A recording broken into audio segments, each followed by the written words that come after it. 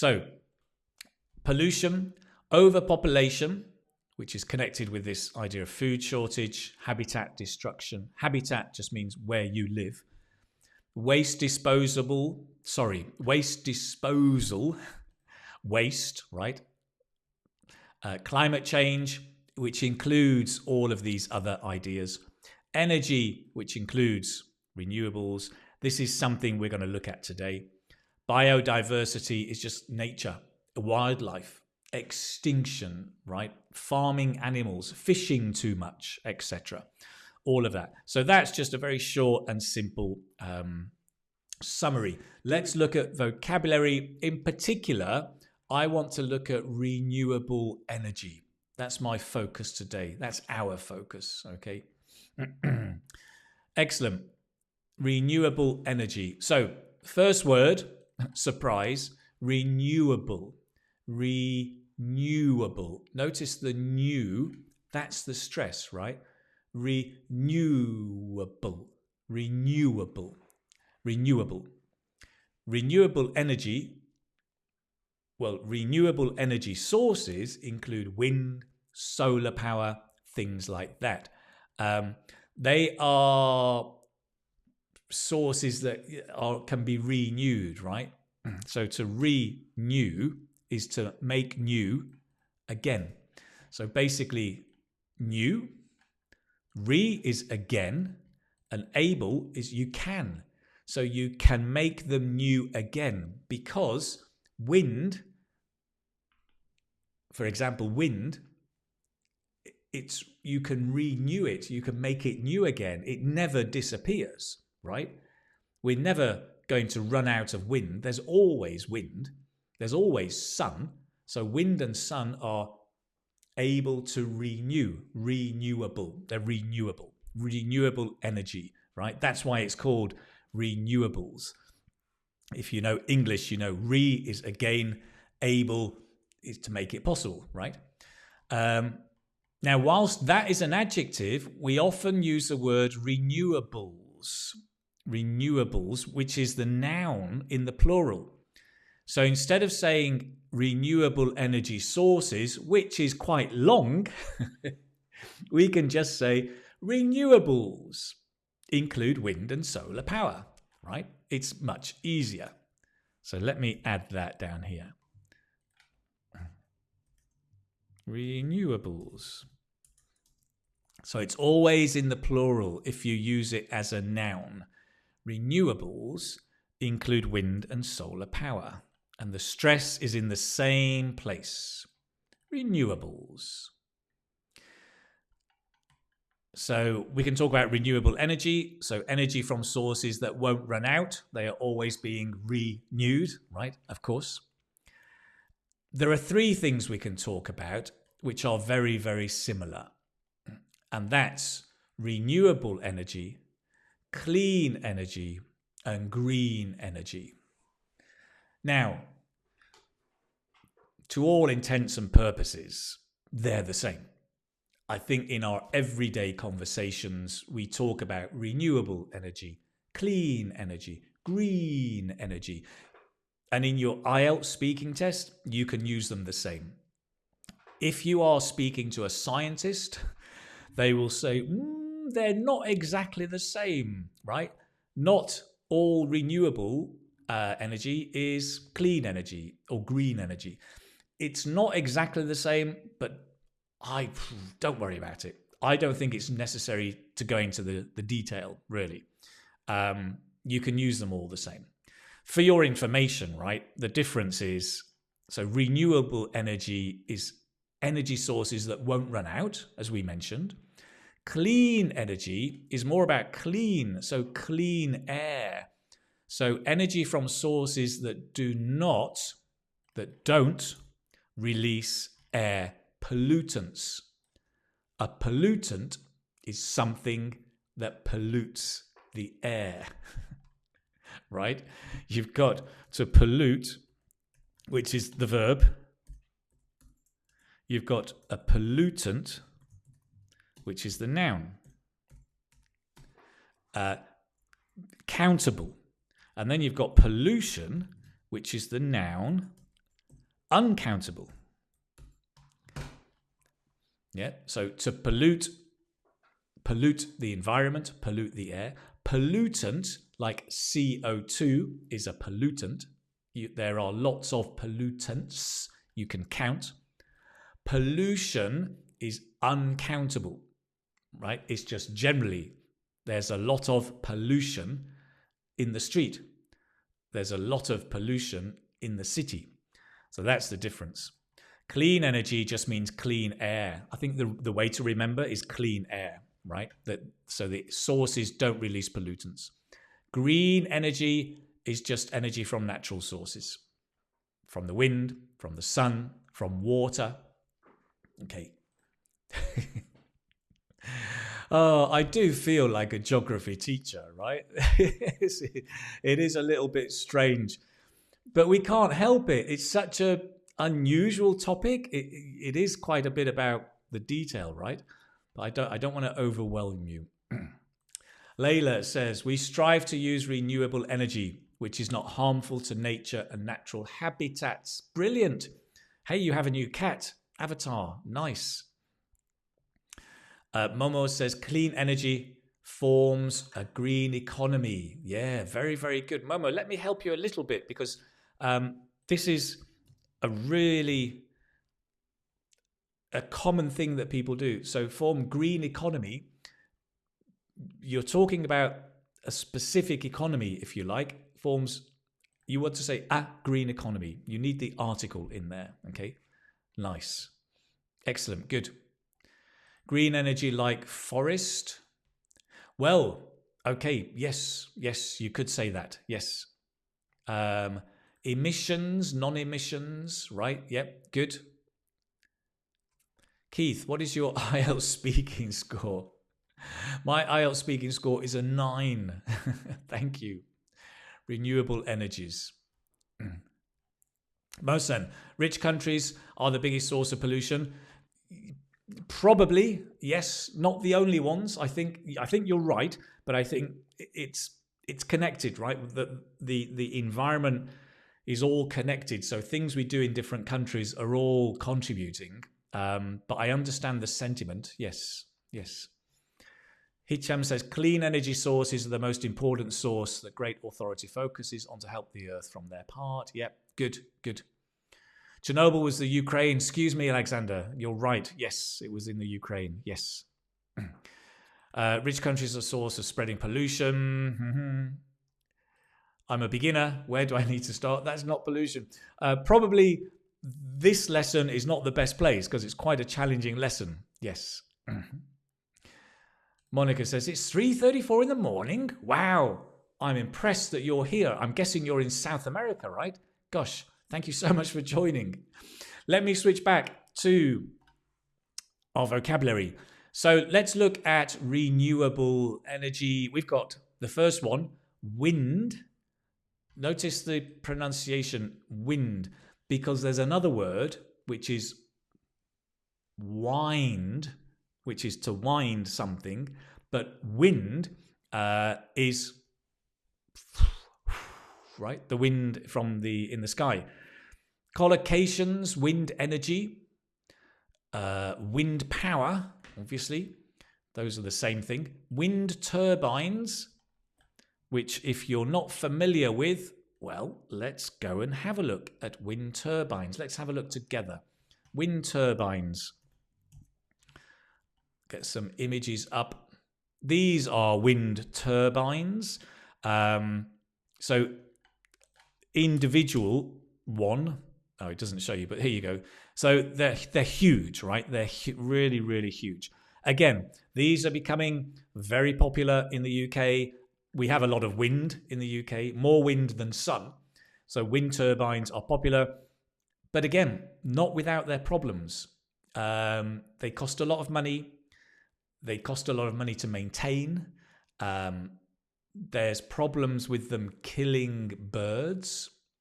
So local birds just fly into them and get hit. So there are issues with them. But, wind turbines. Wind farms. Well, let's have a look. Same thing, right? It's just where you put wind turbines in an organized place, right?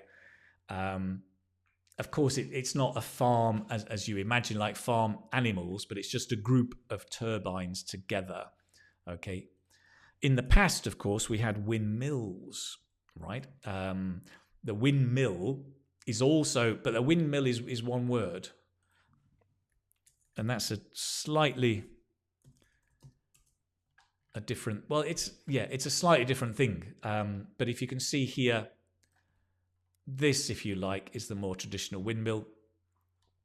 The windmill was traditionally, I don't think, again, I'm not an expert, but I don't think it was used to create energy for electricity. It was used to create energy for that building, for that farm, to grind the grain, to make the bread. Yeah, it was a localized thing. So it's an old-fashioned thing, a bit like if you look at the windmills in Spain, going back to Cervantes and Don Quixote fighting the windmills, right? So a windmill is more of an old-fashioned word, if you like. Wind turbines are an eyesore. An eyesore, so is something not nice to look at.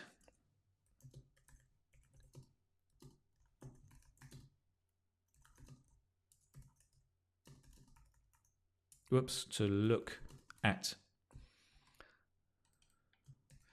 Right? I saw. It makes your eye sore. Makes your eye sore. Sore means it's hurting. Ow.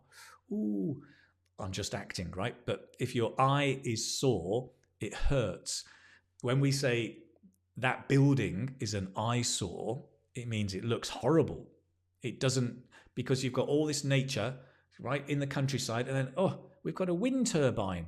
It's an eyesore. It looks horrible. That's another complaint about wind turbines, right, is that they are an eyesore.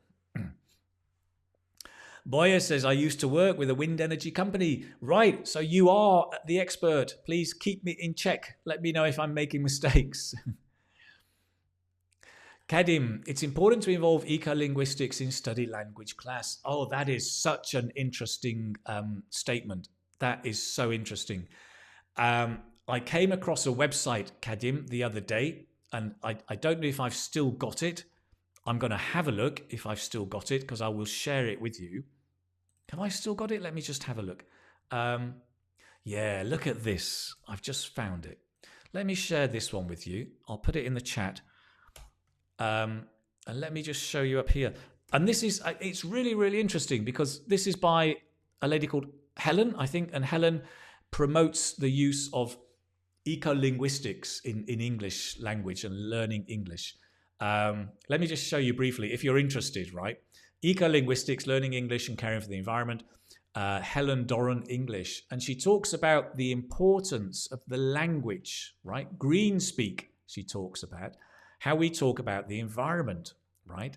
Our choice of words. And she gives some very good examples. I'm trying to find an example.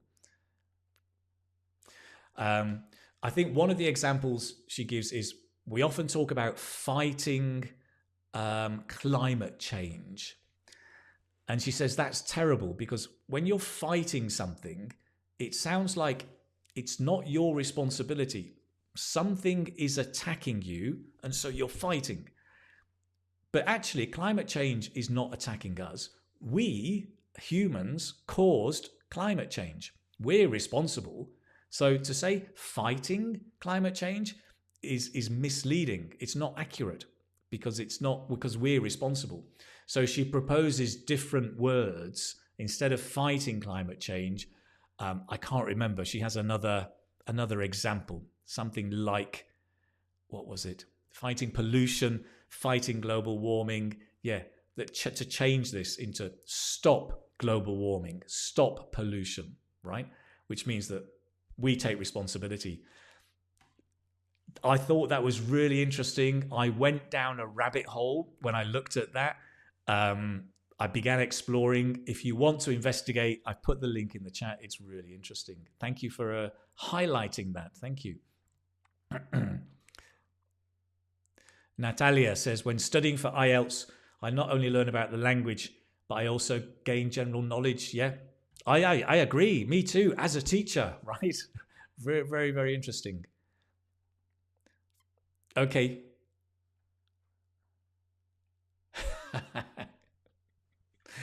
Here's a comment, because can I explain this, because this is quite funny. I know it's not appropriate. It's not appropriate, but it's funny, because I was listening to the news this morning. People sometimes have a problem with winds, because the news this morning was talking about the weather, saying they would say we have some sunny spells today, but there'll be some problem with wind.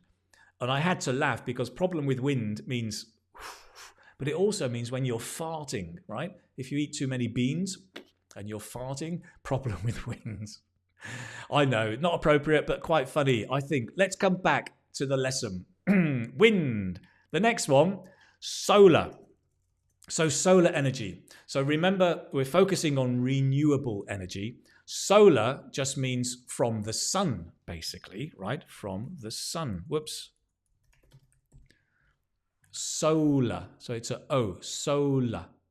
It's not solar, it's solar, solar.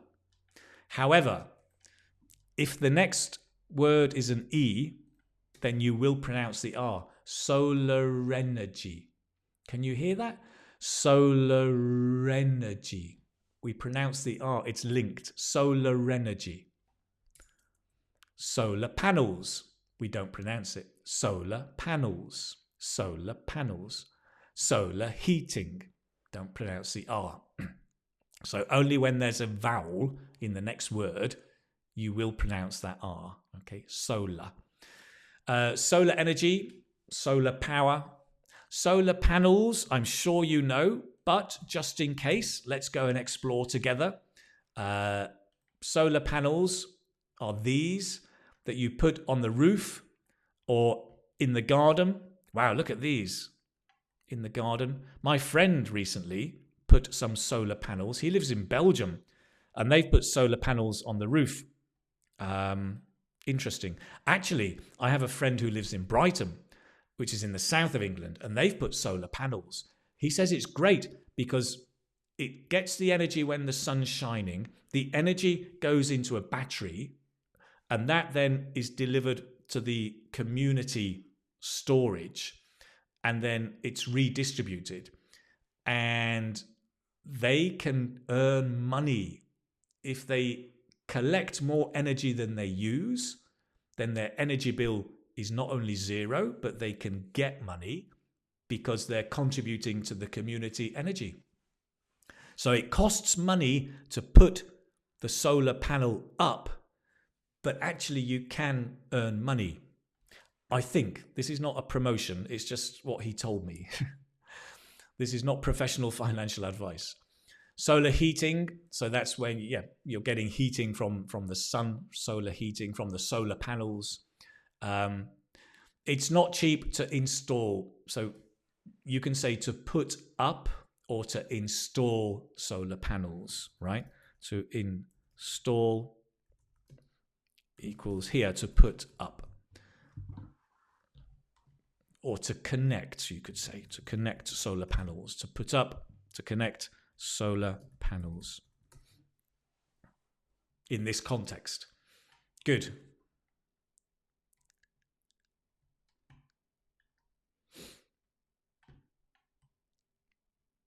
Marcus says, in terms of climate change, we are playing with fire. Nice idiom. Very good. Very, very good. Yes. Parent loves hello from Bangladesh. The idiom of to go down a rabbit hole. Yeah, when you start discovering more and more things. Okay. Gabor says, very important problem is with renewables, particularly the solar, the energy storing. Sun is not shining at night. It's a challenge, right? Rather than a problem. I think it is a challenge, but I think there are ways of doing it. I'm sure there are, yes. Solar energy is a nice topic to discuss, but I'm sure it will take too much time to get ins and outs. Yes, I agree. I agree. Yes. Eva says we have installed the solar panels on the roof of our house. Well done. Great. Elvira, yes, you can say a solar cell as well. Yes. Okay. Brian, installing solar panels could be profitable in the long run. Maybe. I'm not an expert. Maybe. Jack says, I think solar energy is a sustainable power. Agreed. Yes. And Christine, hello, Christine. I saw some solar panels on the roof in the suburb of Edinburgh. Interesting, right? Edinburgh, because it doesn't it doesn't shine very much in Scotland, right? The sun doesn't shine very much. Christine, by the way, I just saw your email before. I will get back to you soon. Sounds very exciting. Solar power, let's look at hydropower. Hydropower, in case you don't know, is power from water. Hydropower, right? Hydra, water, hydropower. You can have hydropower energy. Hydropower normally is one word. You may see it sometimes with a hyphen. It is possible with a hyphen, but normally it's one word. Hydropower energy, hydropower plant, hydropower dam. Okay, so the hydropower plant is just the kind of the factory that organizes the energy. The dam, you probably know, but let me show you again. Let's go down the rabbit hole of Google. Let's go and have a look at a hydropower dam. This is what it looks like. It's basically a dam on a river or a lake that stops the water and controls the pressure. And that's where you get the energy. I don't know the ins and outs, but it looks like this. I don't know how it works. That's a nice expression. Somebody just used that. Let's add that. I don't know the ins and outs of hydropower. It seems to be popular in many areas. Okay, I like that because that's a nice natural thing you can say in your conversation. I don't know the ins and outs. Okay, to know the ins and outs, let me scroll down. To know the ins and outs of something is to know the details of something. It's great when you're talking about a subject where you're not an expert, like the economy or environment. You can say, well, I don't know the ins and outs, but I think it's a good thing. Yeah, I don't know the ins and outs of solar panels, but a lot of people are using them.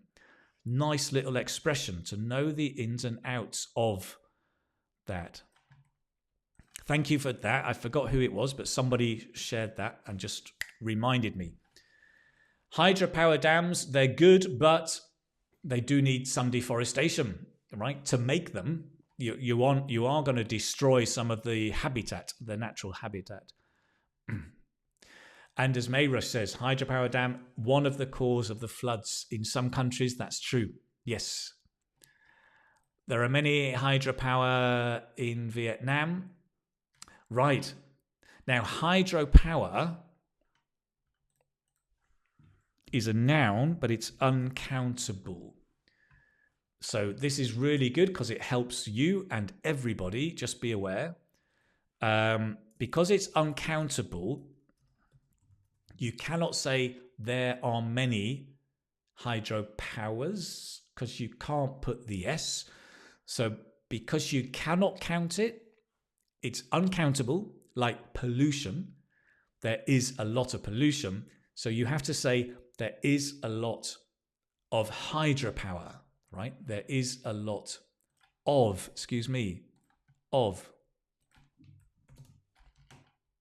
There's a lot of hydropower in Vietnam. There's a lot of solar power in Vietnam. And I've just noticed I'm making all the mistakes, Gyun Van, but hydropower as one word, right? Perfect. That's great. That is a big help to everybody. Thank you so much. Let's see. We've got here, I can't pronounce your name, but even the solar panel costs a fortune anyway. It is beneficial. Yes. Yes, true. It costs a fortune. To cost a fortune. Great expression. Well done. To cost a fortune. Yes. Anna is laughing about the wind joke. The water will turn the turbine and the turbine will generate electricity. Brilliant. Nice. Good. I don't know the ins and outs, but you do, which is great. Farshid, we have so... Okay, I'm going to do the same thing, right? This is really useful. I think it's really useful for everybody. Solar, also here, let's put solar energy, is uncountable. Like pollution, hydropower, solar energy. So Farshid, what do you think it should be? We have so much, right? So much. Because many you can count. Much, uncountable. Lovely grammar class. Thank you, Farshid, for sharing that. That's really, really good. Okay. Brian, very funny. Very funny. Great. One more. Kalyani says, in my city, we have Hydropower Dam. On rainy season, we usually visit there. But, you know, I most of the time drop the ball while it comes to study about that dam. Nice. I love it. Good. Thank you very much for sharing. That's nice. Good. Okay. Hydropower. The last one, the last two we've got are zero emission. So these are this is vocabulary you will hear a lot when you're talking about climate change, about the governments. Zero emission means, so as an adjective, it's energy sources that give off no waste, no pollutants. Remember pollutants, right? The countable noun, things that pollute. For example, scientists are developing zero emission motors.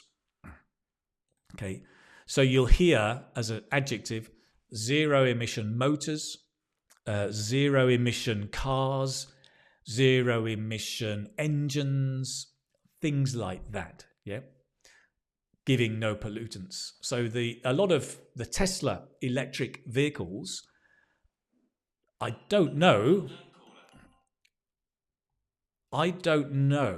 if they are zero emission cars yet, or if they're trying to produce zero emission cars. I don't know the ins and outs. Does anybody know? Net zero basically means the carbon we put into the air will be less, or at least no more than the carbon we take out, so that the balance is zero. So there's the carbon we take out and the carbon we put in is no more. If the carbon we put into the air is too much, that's pollution. But if it's less or no more, net zero. And the result is total greenhouse gas emissions in the air would never increase. So that's why a while ago, many countries agreed, or they aim to be net zero by 2050. Net zero as an adjective, okay, as well. Great. Good. That's my geography lesson. Vietnam commits to net zero by 2050. Great. Good. Yes, Eva. Geothermal energy also. I was just keeping it brief, but you're right. So creating energy from it's from the heat in the earth, right? If I understand correctly, that's geothermal energy. Yeah, there is more we can talk about. You're right. EV will something along the lines bring zero emission in a manner of speaking. Electric vehicles, right? Brian says, can there ever be zero emission humans? That is a very, very good question, Brian, and I'm not sure. Alexander says the problem of Tesla is that their battery is not renewable and would damage ecology after usage. And I understand the batteries are quite expensive as well, right? Layla, very good. Governments are making an effort to reduce their carbon footprint to net zero. Carbon footprint is another good collocation, right? It's how much carbon you put into the air. Yes.